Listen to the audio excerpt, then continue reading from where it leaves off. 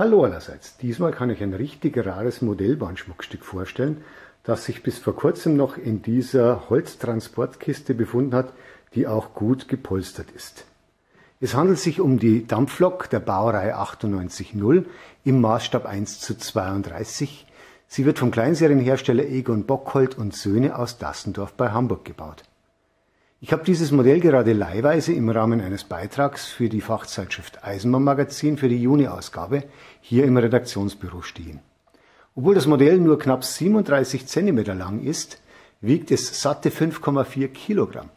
Das liegt insbesondere daran, dass die Lok weder aus Plastik noch aus Zinkdruckguss oder Messing gebaut wurde, sondern weitestgehend aus hart verlötetem Stahl. Das erfolgt mit Hilfe von Silberlot, das man auf 750 Grad erhitzen muss. Und wie es groß auf der Holzkiste zu lesen ist, wird diese Lok komplett in Deutschland gefertigt. Das ursprüngliche Vorbild dieser Tenderlok stammt aus dem Jahr 1910 und war zunächst bei den Königlich Sächsischen Staatseisenbahnen im Einsatz. Diese Lok bekam übrigens auch einen ungewöhnlichen Spitznamen, den man vielleicht nachvollziehen und erahnen kann, wenn ich jetzt mal ganz tief gehe, so ein bisschen unter die Lok. Die Lok hieß im Volksmund einfach Kreuzspinne. Und zwar, weil in der Mitte relativ wenig war, bis auf die zwei gegenläufigen Zylinder. Und rechts und links, vorne und hinten, jeweils die 4 Räder sowie große Beine einer Spinne ausgeschaut haben. Deshalb hat die Lok lange, lange Jahre und immer wieder von vielen Leuten einfach nur den Namen bekommen, Kreuzspinne. Realisiert hat Bockholdt von dieser Lok lediglich rund 25 Exemplare. Und zwar verteilt auf 4 Varianten der Bahnepochen 1 bis 3. Dieses Modell, das hier steht, entspricht der Bahnepoche 2 und ist im Jahr 1931 mit dem Revisionsdatum in Szene gesetzt und in Dresden stationiert. Je nach Lokvariante hat die Firma Bockholdt übrigens 3 bis 9 Exemplare insgesamt jeweils gebaut. Und nachdem die Modelle ja hier in Deutschland gefertigt werden, was ich vorher schon gesagt habe, kann man sich auch lebhaft vorstellen, dass diese Loks einen wirklich stolzen Preis haben.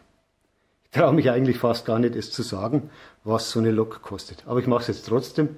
14.000 € kostet so eine Lok. Aber man kann sich durchaus vorstellen, denn da stecken sicher hunderte Stunden Arbeit drin, bis das Modell fertig ist. Also mit 14.000 € alles andere als ein Kinderspielzeug. Ein echtes Erwachsenenspielzeug, ein richtiges Sammlerobjekt für Kenner und Liebhaber. Jetzt ein wenig zu den technischen Details des Modells. Wie bei vielen Spur 1 Modellen üblich, sind die Puffer beweglich gefedert. Außerdem lassen sich die Kohlenkastendeckel öffnen und es ist echte Kohle drin als Ladegut. Und dann sind noch die Führerstandstüren beweglich. Lassen sich auch schwenken, haben Federung.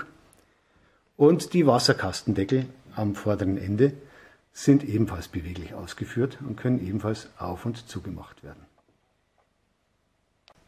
Sehr realistisch nachgebildet hat Bockholdt auch die Rauchkammer dieser Lok. So hat sie bewegliche Vorreiber, ganz winzig, die sich aber trotzdem bewegen lassen, damit die Rauchkammertür auch richtig verschlossen werden kann. Und wenn wir es jetzt aufmachen, dann haben wir hier noch den Zentralverschluss, der sich ebenfalls bewegen lässt und entriegeln lässt. Und wenn wir dann reinschauen, dann sieht man auch, dass das Modell innen ebenfalls gut detailliert wurde.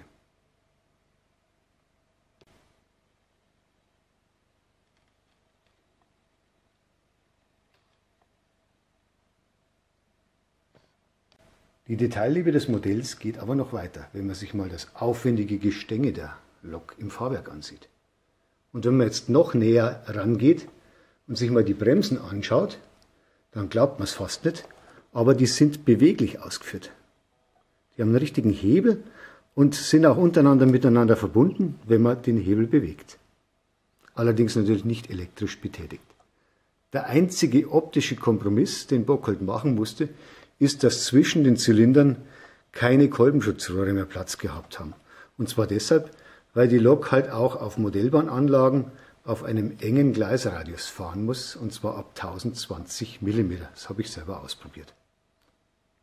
Kommen wir zum Antrieb, zur Elektrik der Lok. Angetrieben wird die Lok von 2 Motoren, die sich in den beiden Drehgestellen befinden. einer hier und jeweils über ein Getriebe hier das innere Rad, eine innere Achse antreiben.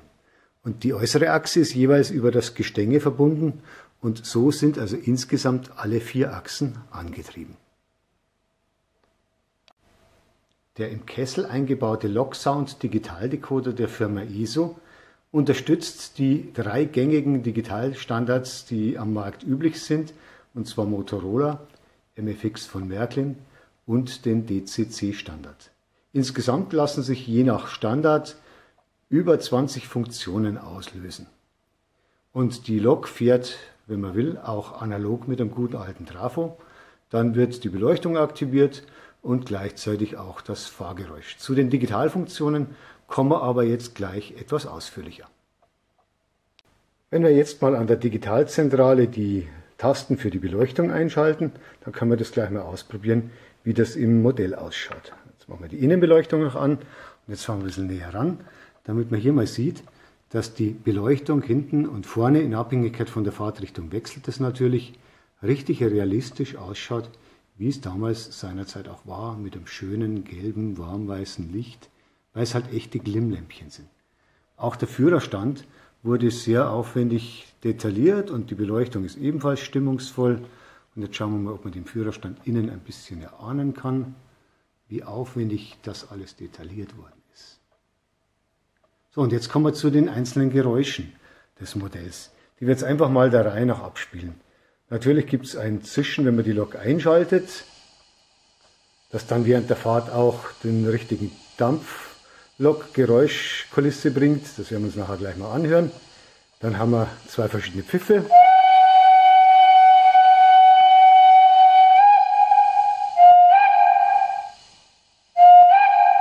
Dann haben wir den langen Pfiff. Dann haben wir eine Druckluftglocke.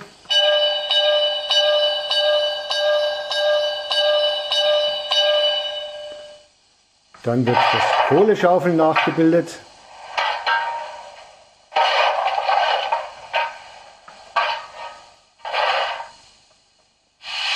Dann haben wir noch ein Zischen.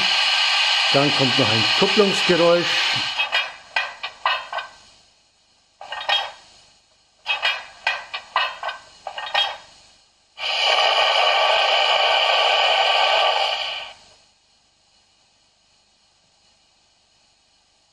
Vorsicht, zurückbleiben bitte.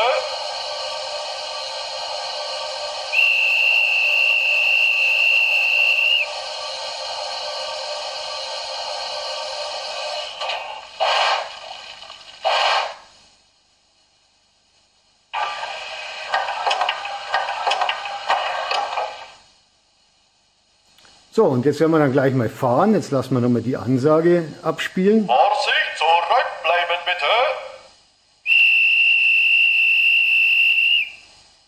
Und jetzt fahren wir mal an.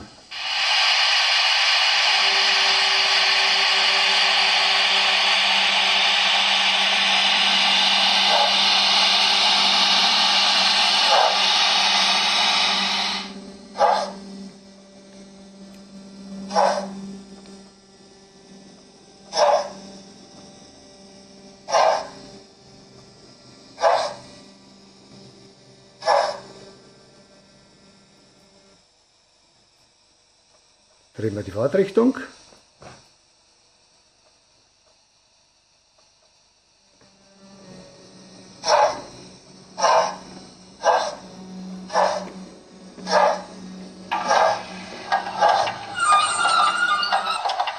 Beim Abbremsen gibt es natürlich das Bremsenquietschen. Je nach Geschwindigkeit hört man das länger oder kürzer. So, nochmal Fahrtrichtungswechsel.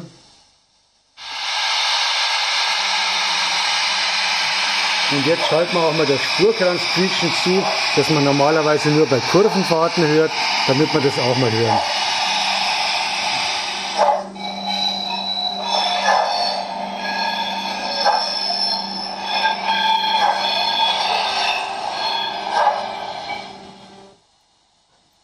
So, zum Abschluss gibt es jetzt noch eine Probefahrt auf meinen Testgleismodulen, damit man auch mal sehen kann, wie sich die Lok auf engen Gleisradien verhält mit 1020 mm Radius.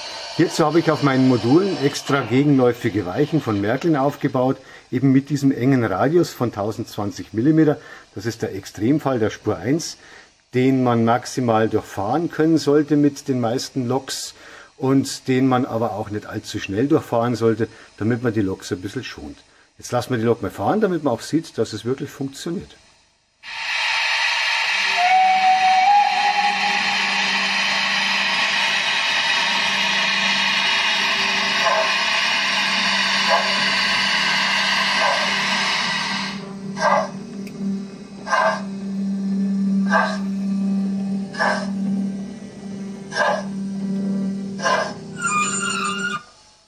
Und jetzt nochmal in Gegenrichtung.